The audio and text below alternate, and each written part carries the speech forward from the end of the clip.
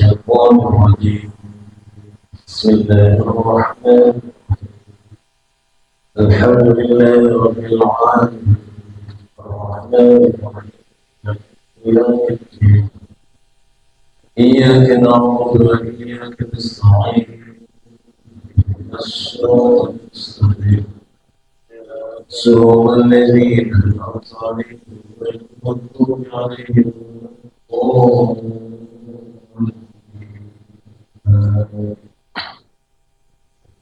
بسم الله الرحمن الرحيم. السلام عليكم ورحمة الله وبركاته.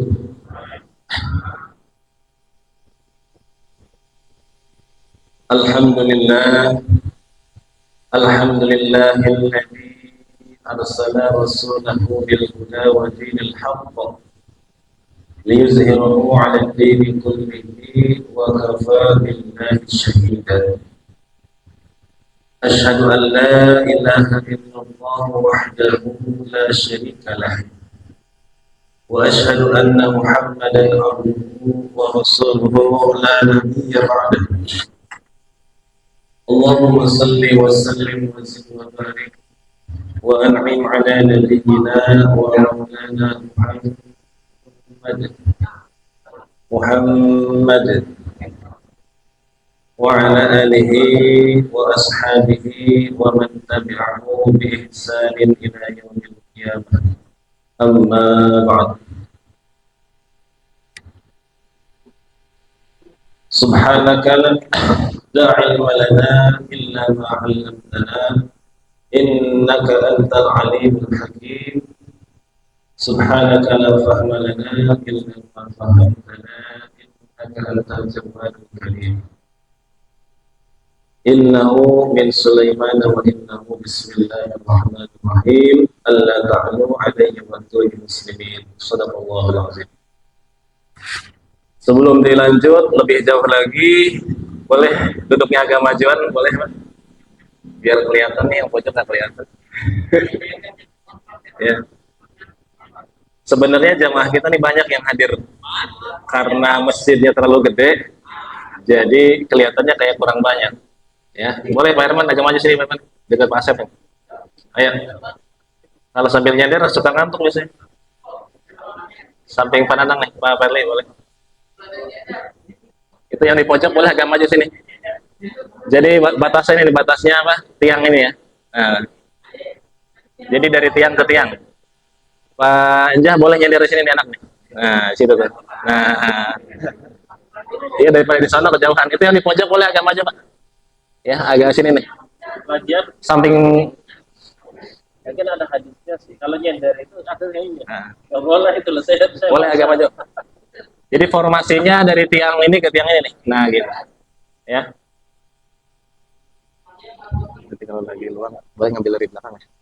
Oh iya, ambil foto biar kelihatan semua. Baik, alhamdulillah. Yang kami hormati segenap pengurus DKM Masjid Jami Baitur Rahim yang senantiasa dimuliakan Allah Subhanahu wa taala, wabil khusus Ketua DKM Masjid Baitur Rahim Bapak Ustadz Ramdhani SAG. Kita doakan beliau serta staf dan kepengurusan mudah-mudahan semakin istiqomah membersamai kita semua. Amin ya rabbal alamin.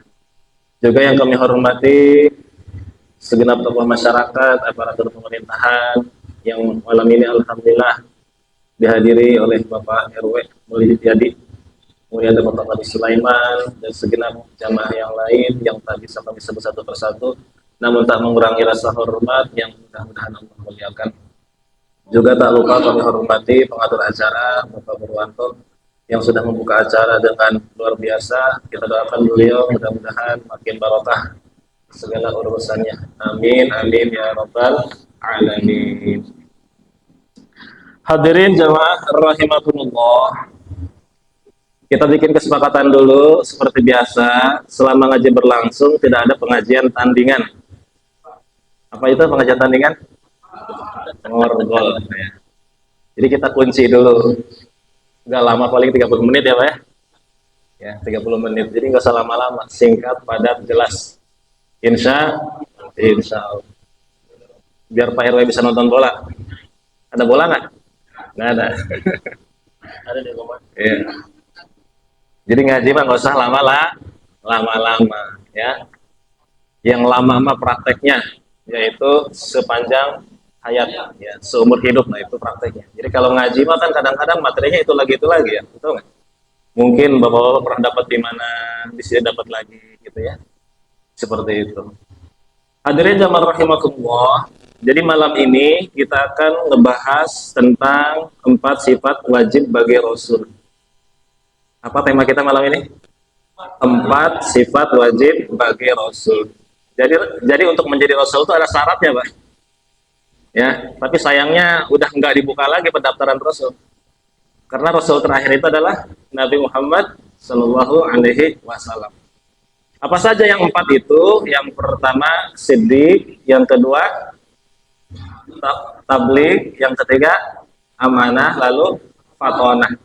Biar mudah ngingetnya menjadi staff. Menjadi apa? Staff. Ya. Apa itu staff? Siddiq, tabligh, amanah, fatonah. Kadang-kadang kalau anak-anak biar mudah mengingatnya mereka pakai lagu, Pak, belajarnya. Gimana lagunya? Iramanya gimana? Siddiq artinya benar, tabligh menyampaikan, amanah dapat dipercaya, fatonah cerdas atau pintar. Bisa? Bisa nggak? Insya Allah. Siddiq artinya apa?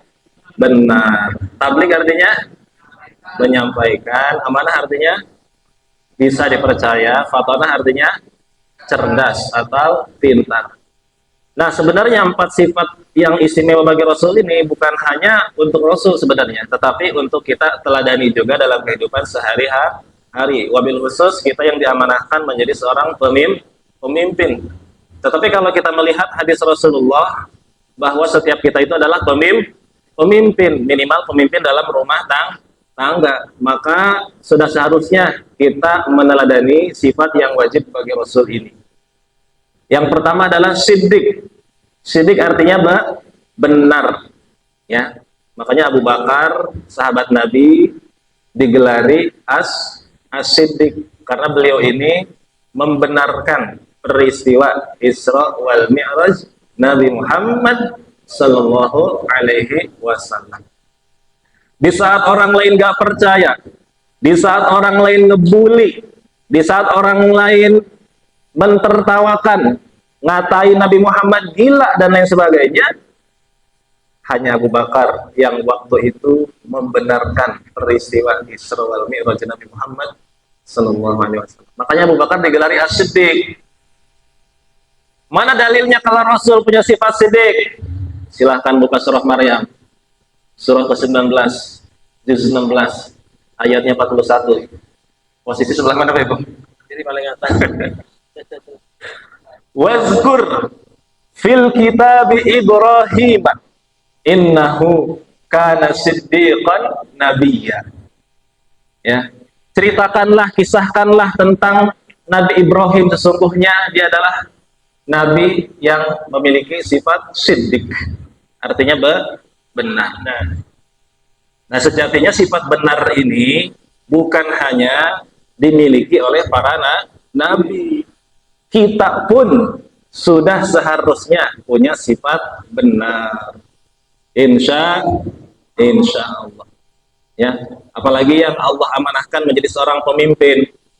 Misalkan pemimpin tertinggi kita, presiden katakan. Ya. Presiden sudah seharusnya memiliki sifat siddiq. Antara ucapan dan tindakan itu harus sama. Jangan sampai sebelum jadi presiden janjinya bakal begini, bakal begitu. Tetapi ketika sudah jadi presiden ternyata tidak sesuai dengan ucapannya. Itu siddiq bukan? Bukan. Ya. Jadi pemimpin wajib punya sifat siddiq karena pemimpin itu menjadi sorotan atau suri tauladan bagi masyarakat atau rakyatnya. Ya, di mana pemimpin kehilangan sifat siddiq, maka jangan heran kalau warga, masyarakat, rakyat dan lain sebagainya mengabaikan apa-apa yang disampaikan oleh pemimpin. Jadi yang pertama adalah sifat siddiq. Rasul sudah terbukti siddiqnya, ya. Ucapan beliau tidak ada yang dusta. Ucapan beliau tidak ada yang bohong. Kalaupun ada yang sifatnya guyon atau bercanda, itu pasti benar. Contoh, Nabi pernah guyonin nenek-nenek, ya, bahwa di dalam surga nanti tidak ada nenek. Sampai nenek itu sedih, Pak. Tapi kemudian diklarifikasi lagi sama Nabi. Karena ketika nenek nanti masuk surga, di sana nenek kembali muda. Itu betul apa dosa? Betul. Jadi Nabi nggak pernah berdusta. Sekalipun guyon, pasti benar.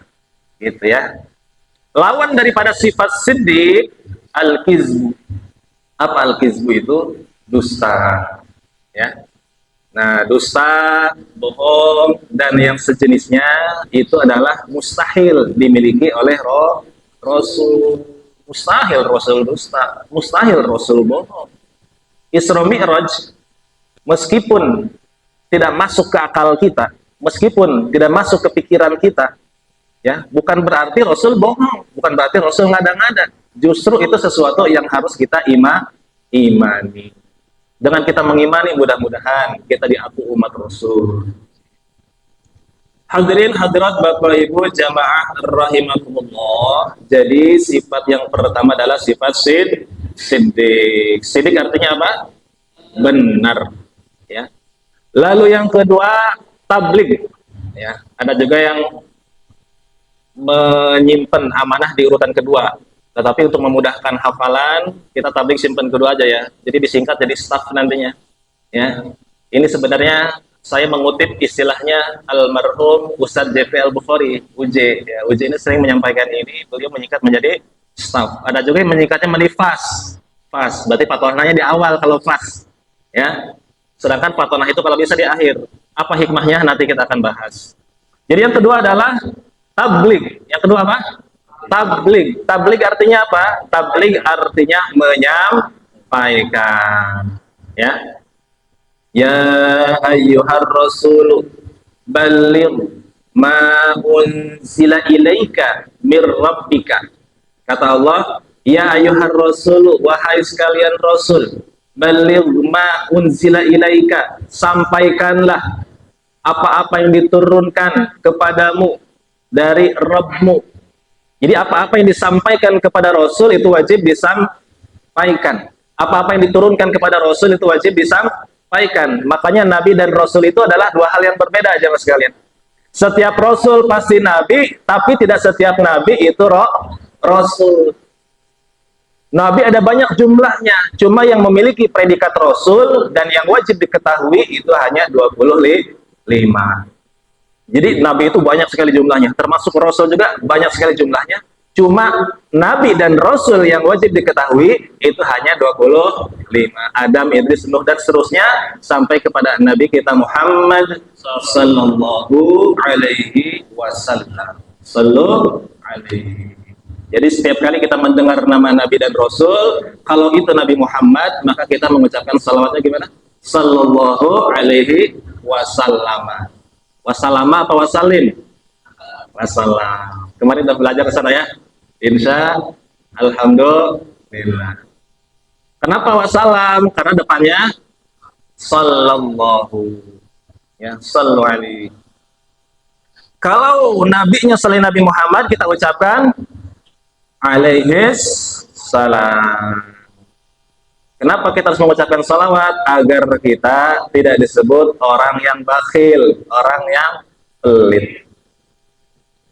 Jadi Rasul dan Nabi itu adalah dua hal yang berbeda. Setiap Rasul pasti Nabi, setiap Nabi belum tentu Rasul. Nabi mendapatkan wahyu untuk dirinya, sedangkan Rasul mendapatkan wahyu bukan hanya untuk dirinya, tetapi disampaikan lagi kepada ummah. Jadi setiap Rasul pasti Nabi, setiap Nabi belum tentu. Ibarat kata gini Pak Ibu, setiap kita mau BAB pasti buang air kecil dulu. Tapi setiap kita mau buang air kecil belum tentu masuk. Tapi saya bukan berarti menyamakan dengan ini, enggak. Ini hanya ibarat saja. Ya, Seperti itu ya. Setiap orang mau sholat pasti ke tapi tidak setiap orang ke masjid itu mau sholat. Ada juga malam-malam ke masjid, kirain mau ngapain, ternyata mau bawa kotak amal. Tapi di sini mah nggak ada, insya Allah. Di sini mah ahli sujud semua. Ya, di sono jauh. Tapi di sini alhamdulillah ya, nggak ada lagi kejadian seperti itu ya. Alhamdulillah CCTV sudah di mana-mana. Ya, insya Allah dijauhkan dari hal-hal yang seperti itu. Insya Allah. Jadi tabligh itu artinya apa? Menyampaikan. Termasuk para pemimpin harus bisa menyampaikan. Misalkan dapat amanah, tolong sampaikan ini keluarga, sampaikan dengan baik sehingga orang itu paham apa yang kita sampaikan. Dan ternyata keterampilan menyampaikan pesan di depan umum atau yang disebut dengan public speaking, ternyata itu adalah sifat Rasul. Jadi public speaking itu bagian daripada sifat Rasul. Bayangkan kalau Rasul tidak bisa menyampaikan, kira-kira Islam nyampe nggak ke Gunung Sindur? Gak bakal nyampe, paling nyampe Jeddah. Karena Rasul ini punya sifat menyampaikan, alhamdulillah Islam nyampe ke seluruh alam. Alhamdulillah. Tapi yang menyampaikan ke sini adalah penerus-penerusnya Rasulullah yang disebut dengan ulama. Makanya al-ulama'u warasatul anbiya. Ulama itu pewaris para nabi. Ya. Hadirin hadirat Bapak Ibu jamaah rahimakumullah. Lalu lawan daripada sifat tabligh itu al-kitmanu. Apa? Al-kitmanu, kitman. Apa kitman itu? Kitman itu menyembunyikan. Kitman itu apa? Menyembunyikan. Makanya kalau punya anak jangan dikasih nama kitman. Karena kitman itu sifat mustahil bagi Rasul. Kitman itu menyembunyikan. Ya, disuruh nyampein nggak disampaikan. Ya, kalau kisman ya silahkan. Ada nggak nama kisman di sini? Nggak ada ya. Kisman itu dari bahasa Inggris, Pak. Kisman. Apa artinya? Kiss. Ya, Kisman. Sama kayak Lukman ya. Lakman. Apa Lakman? Laki-laki beruntung. Ya itu mah cocokologi aja ya, Pak ya. Jadi menyembunyikan. Makanya orang yang menyembunyikan berarti dia tidak tabligh. Dia tidak amanah dengan yang disampaikan. Ya. Hadirin hadirat Bapak Ibu jamaah rahimakumullah. Nah, ini sedikit sharing ya. Ini mumpung lagi ngumpul, kalau sengaja dikumpulkan kadang-kadang susah ngumpulnya. Ya, alhamdulillah malam ini juga dihadiri oleh para pemimpin lingkungan, ya ada Pak RW, ada Pak RT dan yang lainnya. Dan semua kita adalah pemimpin. Ah, Ustadz, buat apa saya belajar ilmu komunikasi? Saya kan sehari-hari di rumah, pegang nyangkul. Ya, jangan salah, Pak. Kita mau mengkomunikasikan sesuatu ke istri, ke anak itu perlu skill, perlu keterampilan. Ya, gara-gara tidak bisa berkomunikasi dengan baik, akhirnya rawan terjadi miskomunikasi. Betul. Apalagi sekarang era digital, di mana komunikasi kita sudah pindah ke HP, betul nggak? Nah, komunikasi di HP dengan komunikasi di offline itu kadang-kadang beda. Kalau di offline orangnya ramah, tapi pas di WA kadang-kadang kayak nggak ramah, betul nggak? Ternyata komunikasi atau menyampaikan pesan di WA perlu skill juga. Contoh misalkan, ya, kalau kita pengen beramah tamah, yang nggak ada salahnya disisipi emot, gitu ya. Apa emot itu? Emotion, ya kan? Itu emotion itu tersedia di WA untuk kita pakai. Tapi bukan itu yang akan saya sampaikan. Saya ingin menyampaikan sedikit atau dasar-dasar tentang ilmu menyampaikan, ilmu tabligh, gitu ya. Kita mulai dari pertama membuka salam nih. Pertama apa? Membuka salam, gitu ya. Kalau kita mau membuka salam, ya, diupayakan lakukan 3S. Apa 3S?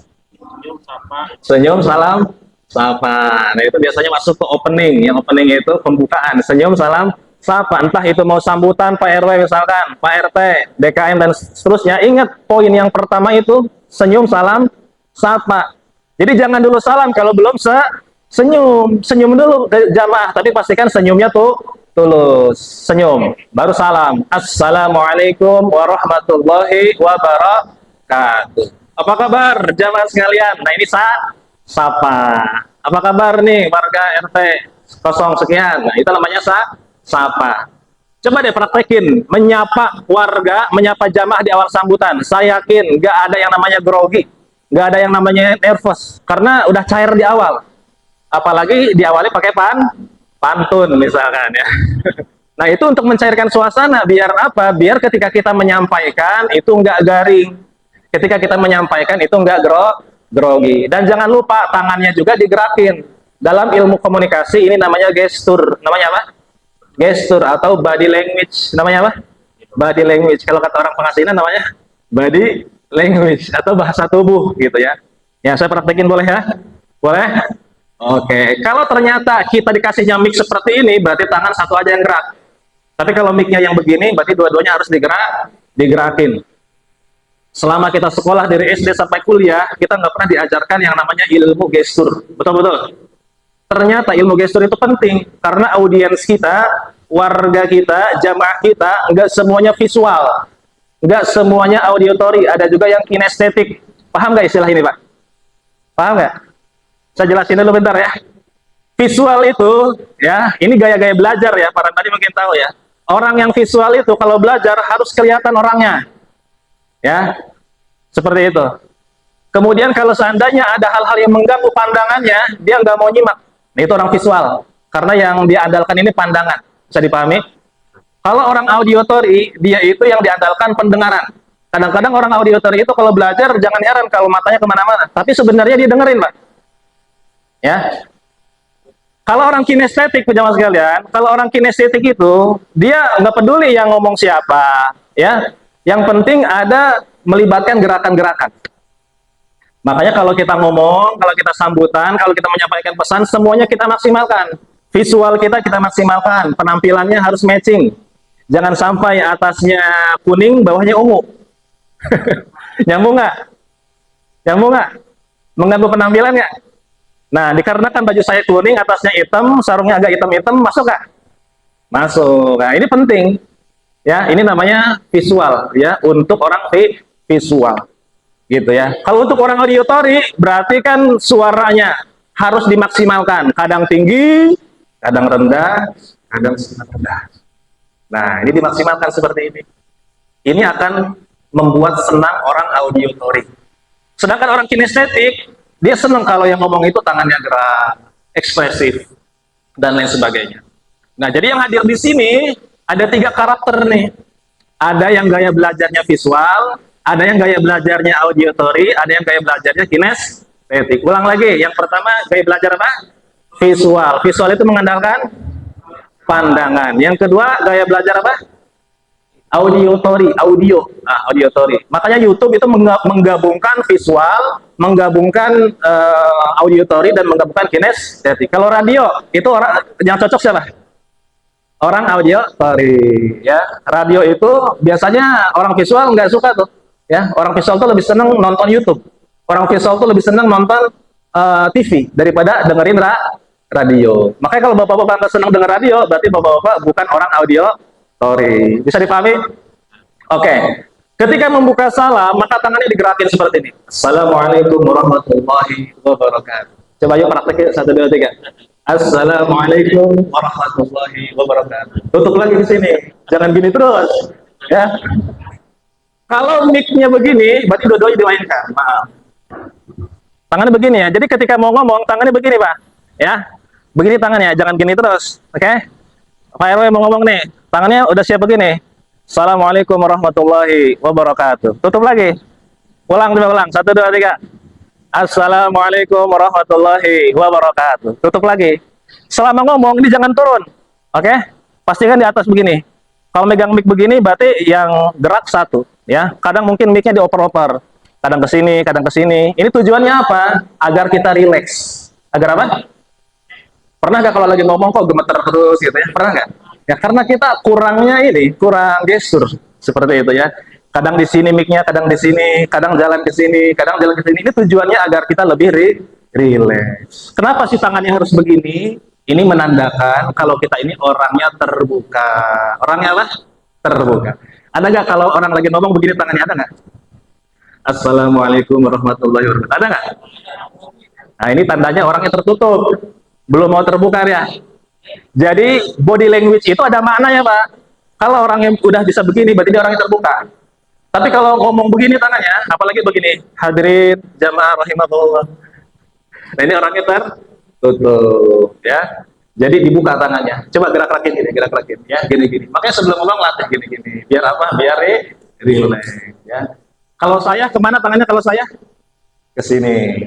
Saya hari ini gimana hari ini? Hari ini mau menyampaikan. Kalau Anda gimana Anda? Anda antum. Nah, jangan sampai bilangnya Anda tangannya ke sini. Nggak masuk ya. Nah, ini penting ilmu gestur. Kalau kemarin gimana kemarin? Kemarin ya. Gitu ya. Kalau besok gimana besok?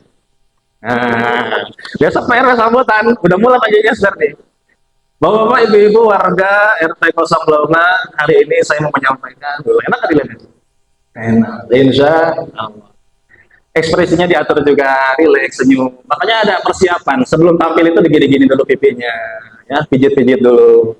Ya, kadang-kadang saya tutup begini, terus mulut dibuka sampai mentok gitu ya. Ini tujuannya biar nggak kaku. Kadang-kadang pernah nggak kalau lagi ngomong kebelibet, pernah nggak? Nah, karena nggak dilatih dulu ininya. Jadi sebelum tampil gini dulu dah. Coba latihan coba. Gitu. Ditutup aja biar nggak malu, tutup. Coba tiga kali. Dua. Coba sekarang ngomong, assalamualaikum, ngomong sendiri aja. Ayo 1, 2, 3 silakan ngomong. Gimana? Enak nggak? Enak kan? Besok RW, RT kalau mau sambutan sambil duduk ya, sambil nunggu dipanggil, gini dulu. Tapi jangan di depan umum, jangan. Kalau depan umum lah itu ngapain si RT itu? Ya. Jadi ini dulu, tangannya digini-gini dulu, atau mungkin dari rumah lari-lari kecil dulu. Biar apa? Biar relax seperti itu. Bisa dipahami? Insya. Jadi salam, senyum, salam, sapa. Senyum dulu baru salam. Assalamualaikum warahmatullahi wabarakatuh. Apa kabar Bapak Ibu semuanya? Sehat semuanya? Coba jawab, sehat semuanya? Sehat hatinya? Sehat pikirannya? Sehat isi dompetnya? Nah, gak ada salahnya kita kasih plesetan begitu agar apa? Agar cair. Ya, kalau udah cair, insya Allah nggak ada yang namanya grogi. Insya Allah. Nah, ini skill menyampaikan. Tablik itu sifat Rasul. Rasul itu disenangi jamaah loh, disenangi umat loh. Ya, komunikasinya disenangi semua lapisan. Nah, maka tidak ada salahnya kita teladani sifat tablik Rasulullah Sallallahu Alaihi Wasallam. Nah, itu terkait tentang salam, ya, membuka. Terus kalau misalkan bapak-bapak sekalian pakai jas, nah kadang-kadang sukanya pakai jas nih. Kalau lagi ngomong dan sebelum ngomong itu posisi kancing beda, Pak. Ya, jadi kalau sebelum naik panggung kancingnya dikancingin, menandakan kita ini tertutup. Ya, tapi kalau sudah naik, kalau bisa dibuka. Kenapa? Itu menandakan kalau kita itu orangnya terbuka. Ya, kita kalau sudah paham ilmu gestur, ilmu body language, ya, mimik dan lain sebagainya, itu meskipun orang nggak ngomong, kita tahu apa yang ada di dalam hati dia. Insya Allah. Misalkan ya, kalau misalkan ada orang gitu ya, bawa motor, terus plat nomornya ini apa? Miring, miring. Copot satu. Udah tahu miring tapi nggak dibenerin. Ya, itu tandanya apa? Miring. Apa? Tandanya yang punya motor apa? Miring otaknya. Ya. Nah, itu gestur namanya, itu body language ya. Jadi bisa kelihatan dari visualnya. Hadirin jemaah rahimahullah, itu terkait tentang salam. Makanya jemaah sekalian, RT, RW, siapapun gitu ya yang diamanahkan menyampaikan entah sambutan atau apapun, itu bikin dulu kerangkanya. Biasanya kerangkanya nggak jauh-jauh dari 3. Yang pertama opening atau pembukaan, yang kedua konten atau isi, yang ketiga closing atau penutup. Pembukaan itu biasanya 3S tadi. Apa 3S? Senyum, salam, sapa. Konten, apa yang ingin disampaikan. Oke? Lalu closing itu penutup. Jadi kesimpulannya adalah, nah itu closing. Ya. Kalau konten, isi apa yang ingin disampaikan. Baik Bapak Ibu, berdiri saya di sini ingin menyampaikan, sebutkan apa yang disampaikan. Ya, jangan lupa senyum selalu, dan yang paling penting ini kontak matanya. Kalau misalkan jamaahnya kanan kiri ada, ini kontaknya jangan ke depan terus jamaah sekalian. Agar apa? Agar yang di kanan merasa dihargai, yang di kiri merasa dihargai, gitu ya. Apalagi sesekali mungkin, ini boleh tahu siapa namanya yang baju biru? Nah, kira-kira seneng nggak diginiin, Pak?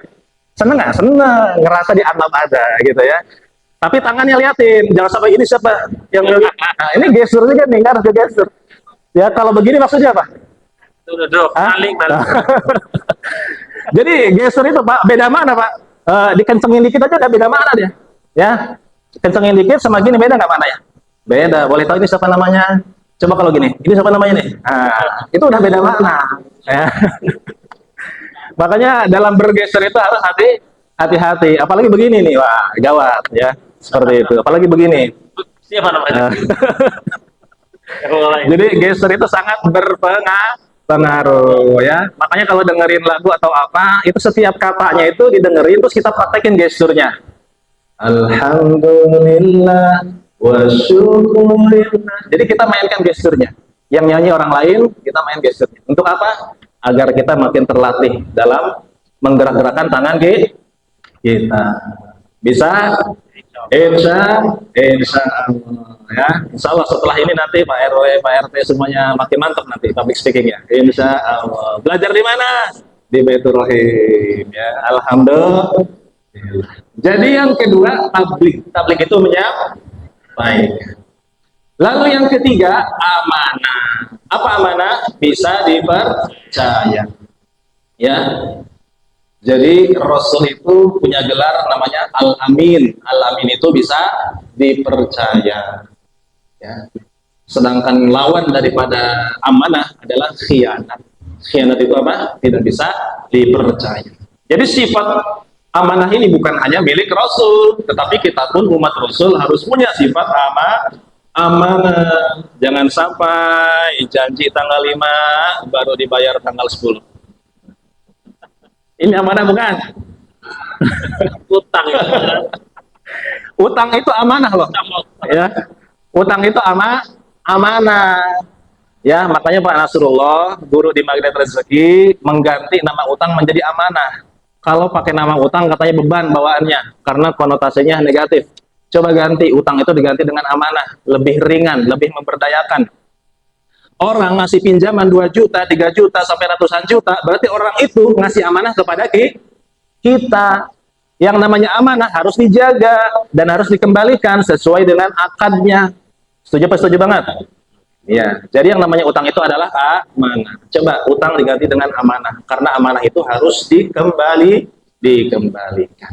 Ya, jadilah orang yang amanah, mudah-mudahan orang banyak percaya kepada kita. Insya wabil khusus kita yang diamanahkan pemimpin harus menjadi pemimpin yang amanah. Ya, kita ini dipilih oleh warga karena warga percaya kepada kita. Kita dipilih oleh orang karena orang percaya sama kita. Jangan khianati mereka. Di mana kita mengkhianati mereka, berarti kita tidak amanah. Hadirin, hadirat Bapak Ibu jamaah rahimakumullah. Lalu yang terakhir adalah fatonah. Yang terakhir apa? Fatonah. Fatonah itu artinya pinter atau cerdas. Ya, gak mungkin Rasul bodoh, gak mungkin Rasul jahil. Rasul itu cerdas. Kalau nggak cerdas, gak mungkin Islam sampai ke Gunung Sindur. Kalau nggak cerdas, gak mungkin Islam menyeluruh ke alam semesta. Kalau nggak cerdas, nggak mungkin Rasul bisa memecahkan berbagai macam permasalahan di tengah-tengah umat. Karena Rasul itu fatonah, maka Rasul bisa mengemban amanah yang diberikan oleh Allah Subhanahu wa Ta'ala. Ya, lawan daripada sifat fatonah adalah jahlun, artinya bodoh atau baladah, gitu ya. Nggak mungkin Rasul bodoh, Rasul itu fatonah. Lalu apa hikmahnya? Siddiq disimpan di awal, fatonah disimpan di akhir. Apa hikmahnya? Benar didahulukan, pintar diakhirkan. Karena orang benar pasti pintar, orang pintar belum tentu benar. Pejabat-pejabat kita Pak, itu yang di atas tuh yang suka korupsi, itu orang pintar atau orang bodoh? Orang pintar itu Pak.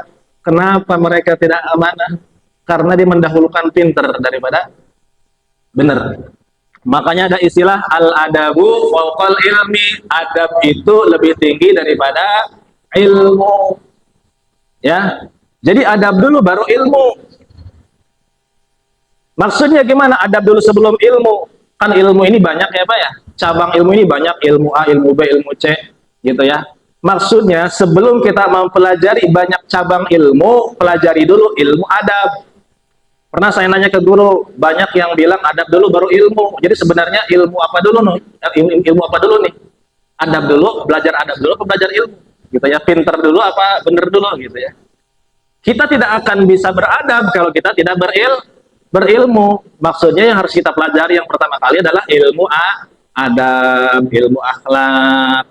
Ya, makanya ilmu yang wajib dipelajari di dalam Islam itu tiga. Yang pertama akidah, yang kedua fikih, sama akhlak. Ya, tiga itu yang wajib. Ya, akidah berarti membahas tentang sifat-sifat ketuhanan, sifat-sifat Rasul. Ya, seperti itu sebenarnya masuk ilmu akidah nih, sifat Rasul ini masuk kepada ilmu akidah. Makanya ada istilah akidah 50, akidatul khamsun. Akidatul khamsun itu berarti yang 20 sifat yang wajib bagi Allah, yang 20 sifat yang wajib yang mustahil bagi Allah. Udah berapa tuh? 40. Lalu sifat yang wajib bagi Rasul udah berapa? Udah 44 ya, betul ya. Lalu sifat yang mustahil bagi Rasul udah berapa tuh? 48 ya. Lalu sifat yang jaiz bagi Allah, yang jaiz itu boleh. Contoh, Allah boleh ngasih kesenangan kepada orang yang ahli maksiat, boleh nggak? Allah boleh ngasih kesulitan kepada ahli ibadah, boleh nggak? Itu sifat yang jaiz masuknya. Kalau sifat yang jaiz bagi Rasul, tadi kan yang wajib ya. Yang jaiz itu contoh seperti Rasul juga makan. Rasul makan nggak? Rasul juga nikah. Nikah nggak Rasul? Nah ini masuknya sifat yang jaiz, sifat yang boleh maksudnya.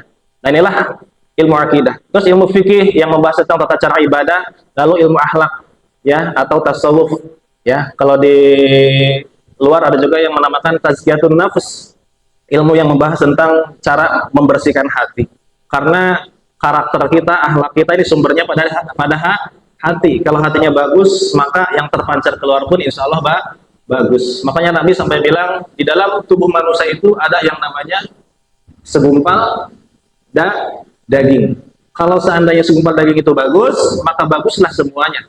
Kalau segumpal daging itu tidak bagus, maka tidak baguslah semuanya. Segumpal daging itu adalah qalbu, hati. Ya, jadi jamaah sekalian, hikmah daripada sidik di awal, fatanah di akhir. Orang benar pasti pintar, orang pintar belum tentu benar. Maka jangan bosan bagi kita untuk senantiasa memperbaiki diri kita, memperbaiki hati kita, ya. Ngaji terus, karena ngaji ini sebenarnya mempraktekkan adab dulu baru ilmu, Pak. Jangan sampai kita teriak-teriak, adab di atas ilmu, adab di atas ilmu, tapi diajak ngaji nggak mau. Justru dia yang nggak beradab, ya, nggak pernah ngaji tapi teriak-teriak adab di atas ilmu. Karena praktek adab di atas ilmu itu adalah mau hadir di majelis ilmu. Setuju atau setuju banget nih? Setuju banget. Insya mudah-mudahan kita bisa meneladani sifat Rasul yang 4. Yang pertama tadi siddiq, lalu tabligh, lalu amanah, lalu fatonah. Siddiq artinya benar, tabligh menyampaikan, amanah dapat dipercaya, fatonah cerdas atau pintar. Barang siddiq artinya benar, tabligh menyampaikan, amanah dapat dipercaya, fatonah cerdas atau pintar. Sekali lagi, siddiq artinya benar, tabligh menyampaikan, amanah bisa dipercaya, fatonah cerdas atau. Insya Allah yang hadir di sini mudah-mudahan bisa mewarisi sifat Rasul yang 4 tadi. Amin. Ya Rabbal Alamin. Barangkali ada pertanyaan, silakan.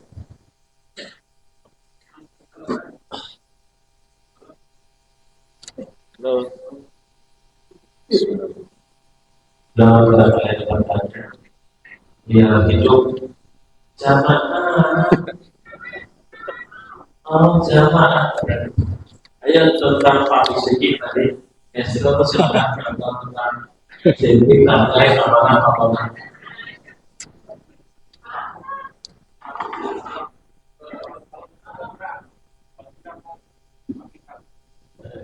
Dari jam 9 kalau ada nanti Rahim Oke, Lila.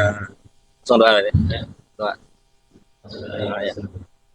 Baik, kalau tidak ada yang ditanyakan, kita doa dulu ya. Silakan angkat kedua tangannya, istighfar 3 kali dalam hati, tentukan kepalanya. Astagfirullahaladzim, astagfirullahaladzim, astagfirullahaladzim.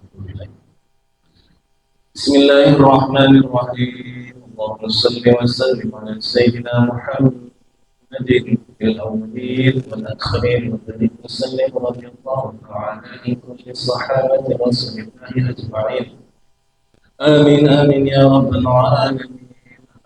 لله رب العالمين حمدا يوافي نعمه ويكافئ مزيدا يا ربنا ولك الحمد كما ينبغي للجلال وجهك الكريم وعظيم سلطانك اللهم اغفر لنا ولوالدينا وارحمهم كما ربنا صغارا ولجميع المسلمين والمسلمات والمؤمنين والمؤمنات الأحياء منهم والأموات اللهم ربنا تقبل منا صلاتنا وصيامنا وركوعنا وسجدنا وتضرعنا وتمنا خاسرنا يا الله يا رب العالمين اللهم إنا نسألك رضاك والجنة ونعوذ بك من سخطك والنار اللهم بارك لنا في شعبنا وبلغنا رمضان واغفر لنا ذنوبنا وحسن مقاصدنا ربنا هب لنا من أزواجنا وذرياتنا قرة أعين واجعلنا للمتقين إماما ربنا آتنا في الدنيا حسنة وفي الآخرة حسنة وقنا عذاب النار صلى الله على سيدنا محمد وعلى آله وصحبه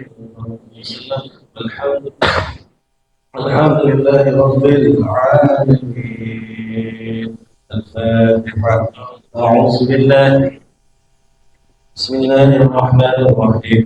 الحمد لله رب العالمين الرحمن الرحيم مالك يوم الدين إياك نعبد وإياك نستعين اهدنا الصراط المستقيم صراط الذين أنعمت عليهم غير المغضوب عليهم ولا الضالين. Yang benar datangnya dari Allah, yang salah dari sendiri. Kita tutup tafadhol majlis. Subhanaka Allahumma wa bihamdika asyhadu an la ilaha illa anta astaghfiruka wa atubu ilaik. Wassalamualaikum warahmatullahi wabarakatuh. Sallallahu alaihi